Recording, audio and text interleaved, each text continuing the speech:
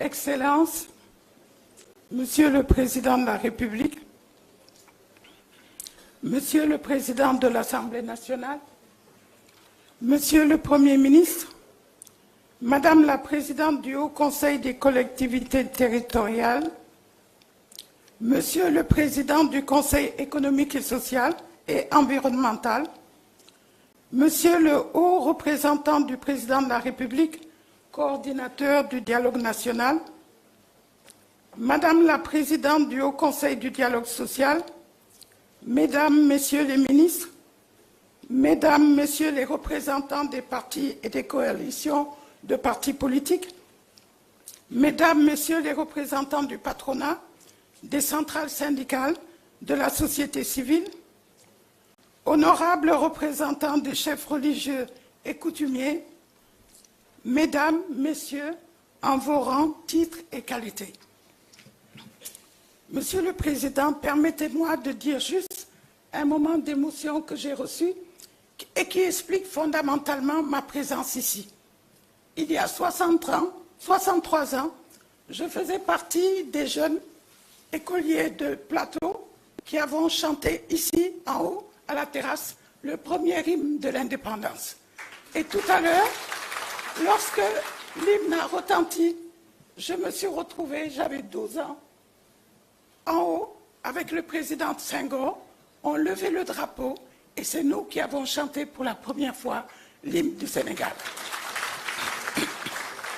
Ceci explique pourquoi j'ai accepté, malgré beaucoup de contingences, de participer à ces travaux.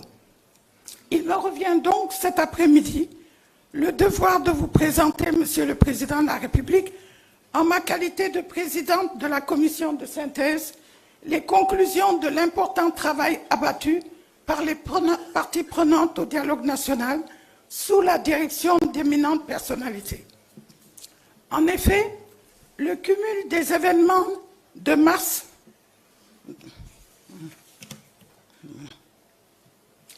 Monsieur le Président de la République, permettez-moi à l'entame de mon propos de rendre une image vivante à notre aîné, Monsieur le Président Moustapha Niasse, haut représentant du Président de la République et coordonnateur du dialogue national.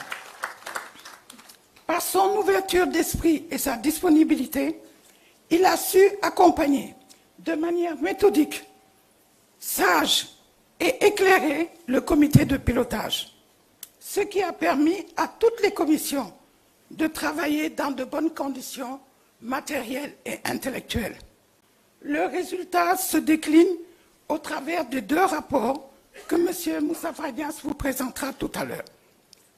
Monsieur le Président de la République, le 31 mai 2023, vous avez lancé officiellement le dialogue national et vous l'avez défini comme un instrument visant, au-delà des difficultés, des divergences, voire des contradictions, à s'asseoir, à échanger, à débattre des problèmes communs les plus complexes, les plus difficiles.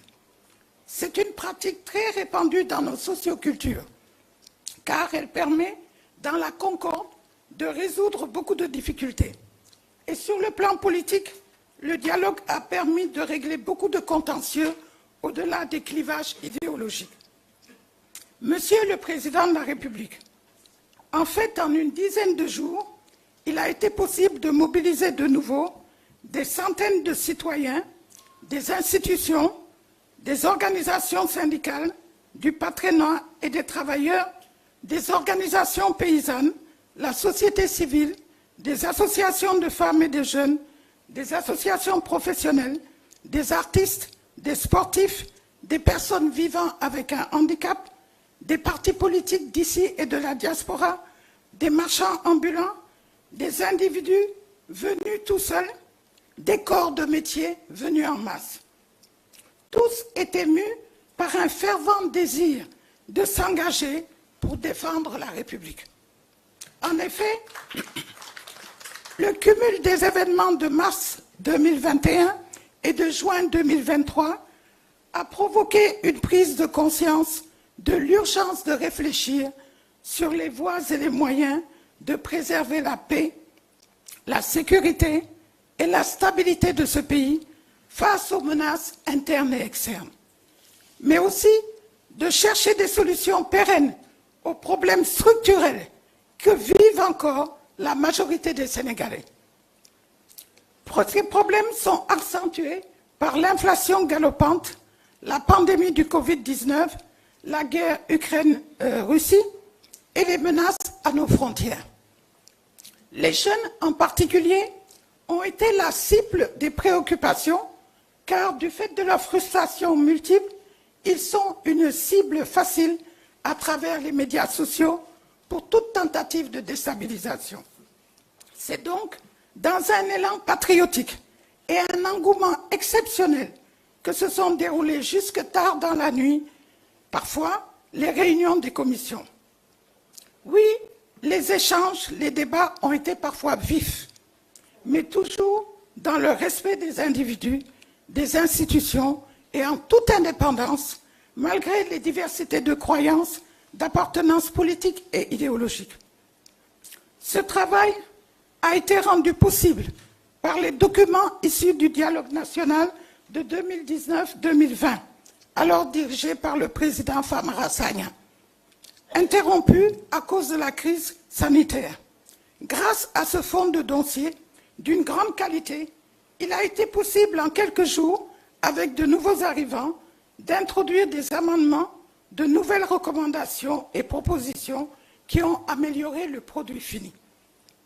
Les concepts de consensus, de dépassement, d'humanisme, de république, d'honneur et de dignité, de la responsabilité, du réveil de la conscience citoyenne, du contenu local, des valeurs, de la modernité, de la prospérité, de la justice sociale ont résonné dans toutes les salles de réunion. Monsieur le Président de la République, après la remise physique du rapport et la synthèse des recommandations, je dois, à l'heure actuelle, vous présenter les conclusions auxquelles sont parvenues les parties prenantes. Je ne vous imposerai pas la lecture de l'ensemble du document. J'en ferai l'économie. Je demande l'indulgence de mes collègues ici présents, présidents de commission, en leur disant que toutes leurs recommandations sont dans le document remis au président. Il y en avait qui avaient peur qu'on fasse des coupures. Je commencerai par la commission économique et sociale, présidée par le président Baïdy Agne. Cette commission a été divisée en 4 sous-commissions. La première, orientation économique, financière et de souveraineté économique. La deuxième, travail, emploi et protection sociale. La troisième, sous-commission du secteur productif. Et la quatrième, cohésion nationale et lien social avec culture, religion, coutumes, presse et sport. Au total, cette commission a proposé 88 mesures phares à l'attention du président. La commission paix et sécurité, présidée par le général Mamadou Sow, qui a montré la précision de l'expert qu'il est dans toutes les discussions qu'il y a eu dans cette commission qui, aujourd'hui, joue un rôle important, ne serait-ce pas les situations que nous vivons. Ils ont donc proposé, entre autres, l'adoption d'une stratégie nationale de sécurité intérieure, la gestion des frontières, la sécurisation des signes d'orpaillage, la gestion et le contrôle de la communication digitale, le regroupement des 2 principales forces de sécurité, police et gendarmerie, entre autres. Au total, ils ont proposé 20 recommandations prioritaires. La commission des ressources naturelles, dirigée par un autre général, non moins aussi expert et clair dans ce qu'il fait. Cette commission a proposé de bâtir un consensus fort autour des ressources naturelles. Ils ont proposé le respect et la protection de l'environnement au niveau des sites d'exploitation des mines, du gaz et du pétrole. Ils ont insisté sur la formation et le renforcement des capacités techniques et technologiques pour le développement du contenu local. Ils ont proposé de renforcer le pouvoir de l'Assemblée nationale dans les processus de l'exploitation des ressources naturelles. Ils ont aussi proposé d'augmenter les parts du Sénégal dans l'exploitation des ressources naturelles. Et enfin, ils ont demandé de faire l'état des lieux du foncier ainsi que l'amélioration de la gestion des ressources en eau. Au total, ils ont proposé 19 recommandations phares. La commission environnement et cadre de vie, présidée par ma sœur, Mme Rokhaya Gassama, a travaillé aussi dans des conditions souvent pénibles et très tard dans la nuit, avec des coupures d'électricité. Alors le ministre, peut-être, il faudra en tenir compte, parce que pendant 2 heures, ils sont restés dans le noir une soirée. Et ils s'occupaient d'environnement. Ils ont insisté sur les problèmes du cadre de vie et de l'urbanisation. Ils ont insisté sur la protection de la nature, les risques et les impacts environnementaux, le problème de la mobilité urbaine que nous connaissons tous à Dakar, mais surtout l'introduction de modules de formation dans le domaine de l'environnement et du cadre de vie, et ils ont fini par des recommandations générales. Au total, cette commission a proposé 38 recommandations. Commission de la modernisation de l'État. Notre imam et frère, monsieur le gouverneur Jakaria Diaw. Jakaria, en orfèvre de l'État, a proposé plusieurs recommandations.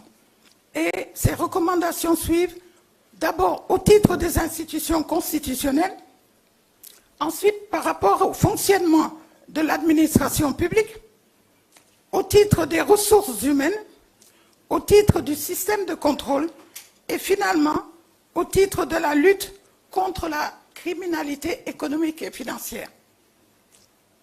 Cette commission a proposé 42 recommandations.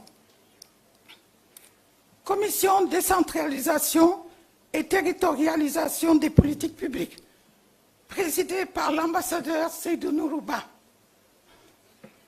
Cette commission demande de compléter le cadre juridique de l'acte 3 de la décentralisation.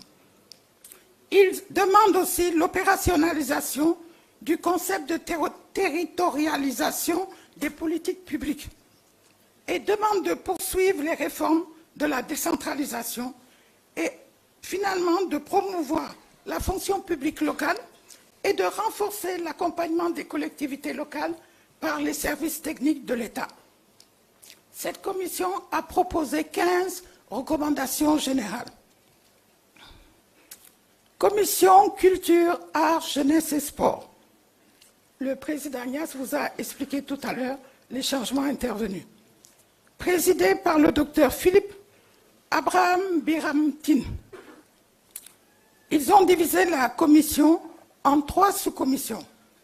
Une sous-commission art et culture, où ils ont mis l'accent sur la culture comme moteur du vivre ensemble, en faisant appel à toutes les pratiques traditionnelles, notre patrimoine, tout ce qui nous permet d'être des Sénégalais à part entière.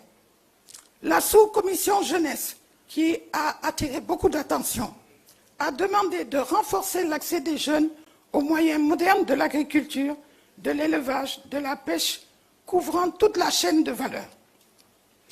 D'élaborer une politique d'éducation civique et citoyenne sur le respect des institutions, des symboles de la République. Enfin, démocratiser et encadrer l'accès aux technologies de l'information et de la communication. La sous-commission sport a insisté beaucoup sur l'adoption de la charte du sport, mais aussi elle demande de favoriser une stratégie de développement des infrastructures sportives. Elle demande le renforcement du sport dans le système éducatif. Et finalement, la valorisation de l'action de la jeunesse. Au total, cette commission nous propose 30 recommandations. Alors, je sais que beaucoup de gens se disaient, elle a parlé de beaucoup de choses, mais nous, la chose qui nous intéresse, c'est quand même la commission politique. Alors, Monsieur le Président, j'ai fait exprès, alors que j'aurais dû commencer par la commission politique, de terminer par la commission politique. Parce que je savais qu'après avoir mangé, les gens, une fois que j'ai parlé de ça, allaient sombrer sur une petite sieste et oublier l'essentiel. Or, toutes les commissions ont travaillé sur le même pied d'égalité. Alors, pour cette commission, du fait de son importance, Monsieur le Président, je prendrai le temps de lire l'ensemble des recommandations qui émanent de cette commission, pour des raisons évidentes que tout le monde comprend. Les points d'accord. Il y a 12 points d'accord. Premier, 1 sur le parrainage citoyen. L'accord sur le maintien du parrainage citoyen avec un pourcentage de 0,6 à 0,8% du fichier général des électeurs. Accord sur la mise en place d'une commission de contrôle des parrainages qui sera logée au Conseil constitutionnel et composée de membres du Conseil constitutionnel, greffier en chef, représentants du candidat, personnel administratif et technique en charge au Conseil constitutionnel, personnalité indépendante, représentants de la Sénat. Accord sur la reconduction et l'amélioration des mesures techniques de contrôle réalisées lors des élections législatives de 2022. Accord sur l'institutionnalisation du tirage au sort pour le dépôt des dossiers de candidature. Le deuxième point d'accord, le parrainage des élus. 1. Accord sur le parrainage de 8% des députés, correspondant à 13 parlementaires dans l'actuelle législature. Accord portant sur le parrainage de 20% des chefs d'exécutifs territoriaux, correspondant à 120 maires et présidents de conseil départemental présentement. 3. La caution. Accord sur le montant de la caution qui ne peut excéder la somme de 30 millions de francs pour l'élection présidentielle. 4. La question des droits civiques et politiques des candidats. Accord sur la modification de l'article L23-3 du Code électoral en y ajoutant la mesure de la grâce. De ce fait, l'article L28-3 sera modifié ainsi qu'il suit. Aux personnes qui, frappées d'incapacité électorale à la suite d'une condamnation, bénéficient de la réhabilitation ou font l'objet d'une mesure d'amnistie ou de grâce. Pour les personnes bénéficiant d'une mesure de grâce, l'inscription sur les listes électorales ne pourra intervenir qu'après l'expiration du délai correspondant à la durée de la peine prononcée par la juridiction du jugement, s'il s'agit d'une peine d'emprisonnement ou d'une durée de 3 ans à compter de la date de la grâce, ou s'il s'agit d'une condamnation ou une peine d'amende. 5. La question de la candidature du président sortant. Les pôles ainsi que la société civile, après avoir rappelé leur position sur la question, en appellent au respect de la Constitution, des lois et des règlements.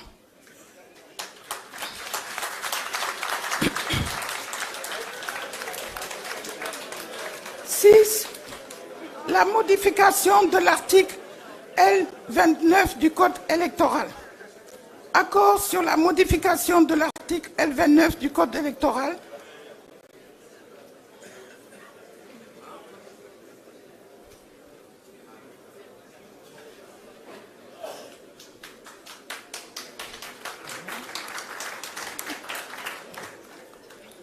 La modification de l'article L29 du Code électoral.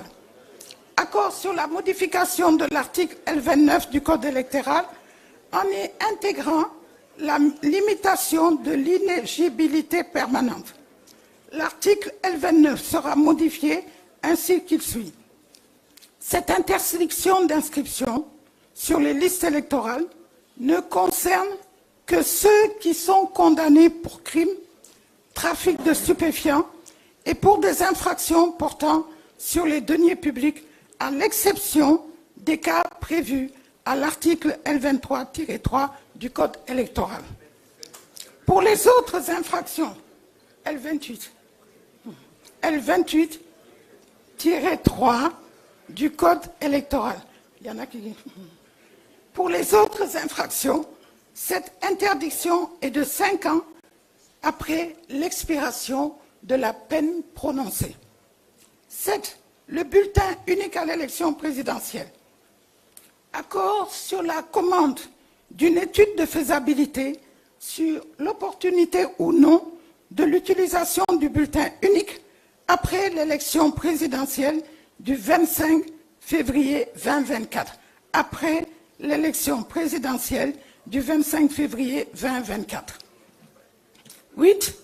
Évaluation des organes de contrôle et de supervision des élections, Sénat, CNRA.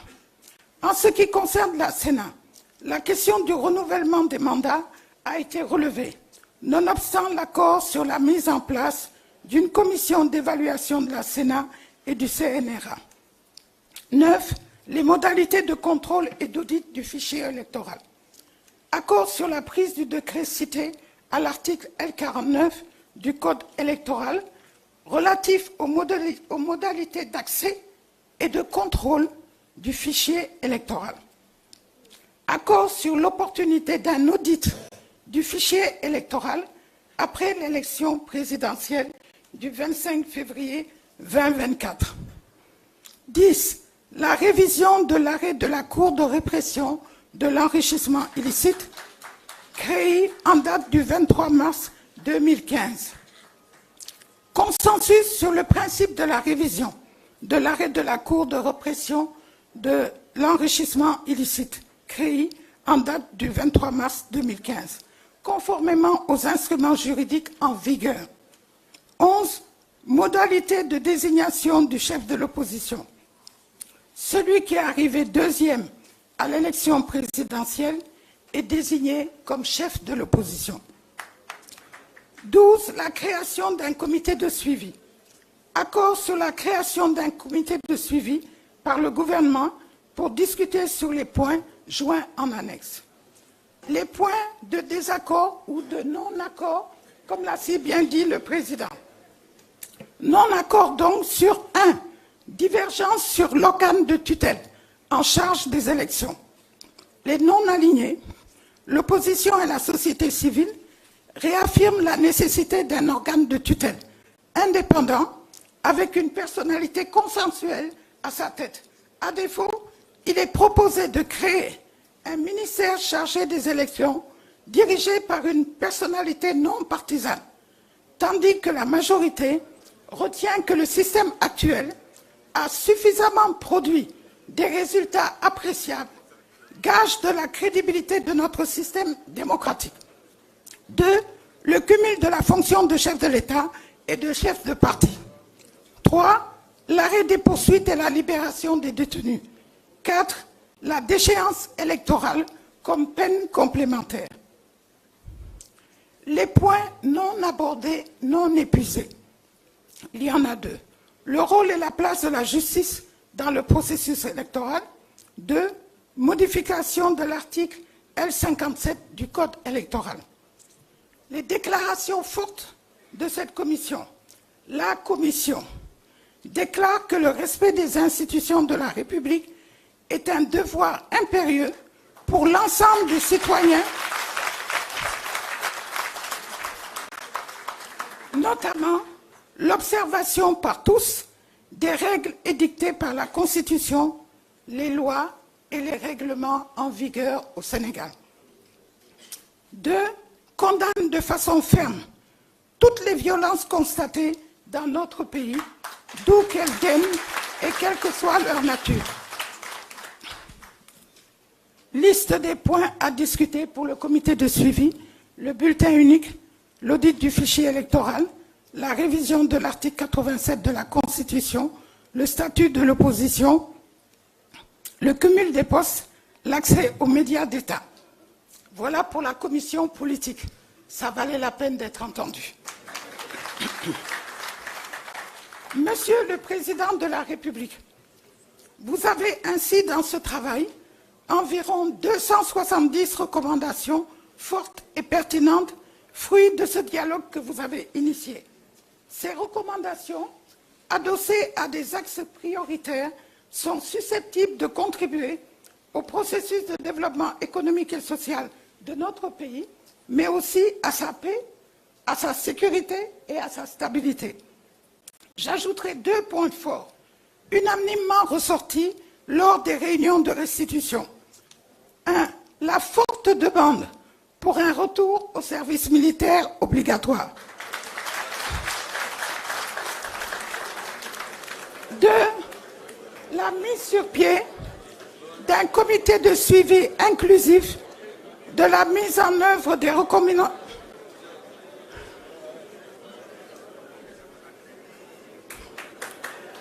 La mise sur pied d'un comité de suivi inclusif de la mise en œuvre des recommandations issues du dialogue national qui ont une légitimité indéniable de par la diversité des acteurs. Monsieur le Président de la République, permettez-moi alors en conclusion d'exprimer nos remerciements au Président Mamadou Moustapha Niasse, coordinateur, et aux membres de son cabinet. Nos remerciements aux institutions qui ont aidé à abriter les séances des différentes commissions. Nos félicitations aux présidents, rapporteurs, assesseurs des différentes commissions et sous-commissions. Je vous remercie de votre attention.